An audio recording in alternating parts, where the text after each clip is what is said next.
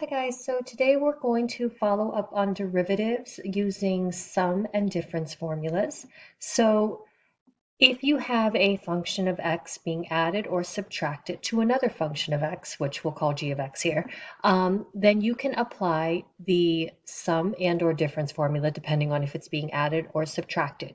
So we have kind of done this already, but just because it's its own rule in itself, just note that here d over dx means to find the derivative with respect to x because the function is in terms of x. So since it's being separated by a subtraction sign, that means we're going to take the derivative of each term separately. So meaning I will take the derivative of x squared and bring down the subtraction sign, and then take the derivative of the second term, which is just 6x. So the derivative of x squared, remember using the power rule, the coefficient is 1 if there's no coefficient there. Multiplying the exponent times the coefficient will be 2, and always take 1 away from the power, so 2 minus 1 is 1. Minus. So technically this is 6x to the first power. So when I use the power rule, I'm going to multiply the power times the coefficient. 6 times 1 is 6. And then when I take 1 away from the power rule, this gives me 6x to the 0 power. Remember, anything to the 0 power is just 1. So 6 times 1 is just 6. And that is the derivative using the difference rule. So here, I'm going to write this so that you can kind of see it a little better. This is f of x equals x to the fifth plus 2x minus 1. This is a trinomial because 3 terms, being multiplied to a binomial, which is 2 terms. So I can't actually use FOIL. The reason why I'm looking at algebra is because I'm not adding or subtracting the functions of x separately. Right now they're being multiplied, and while there is a product rule, we're not there yet. So in order to apply the sum and difference rule, we're just going to apply the algebra by, we can't FOIL because again, this is a trinomial, and to FOIL you would have to have 2 terms in each parentheses rather than, as in the first one, has 3. So we're going to distribute.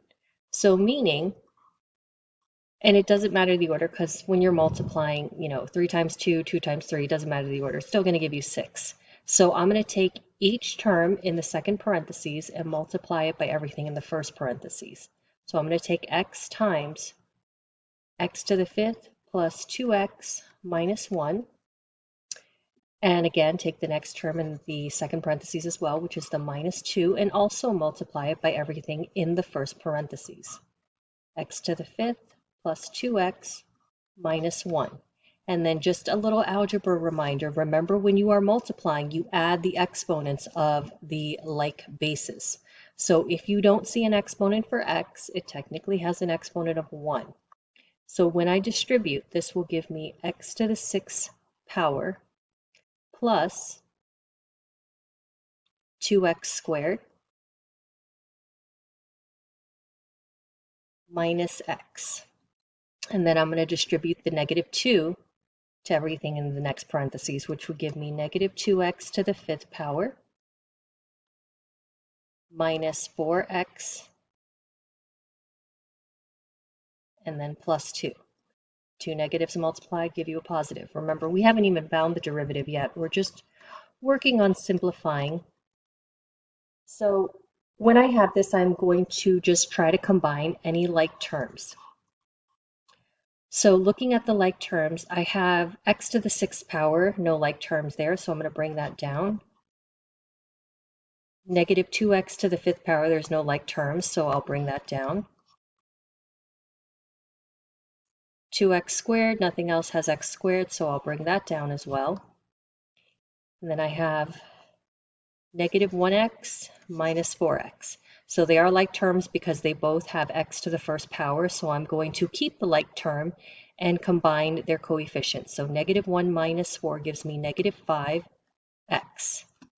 And then just keeping with the rest of it, I have a plus 2 here. and nothing matches, so I'm also going to bring that down.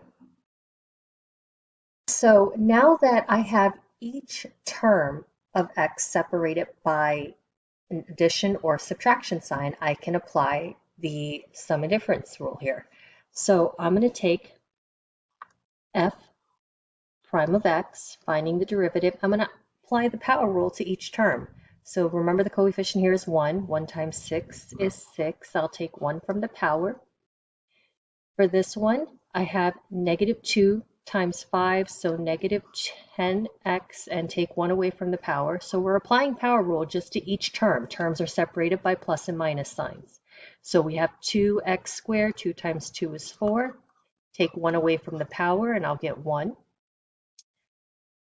The next term is negative 5x to the first power. So again, negative 5 times 1 gives me negative 5.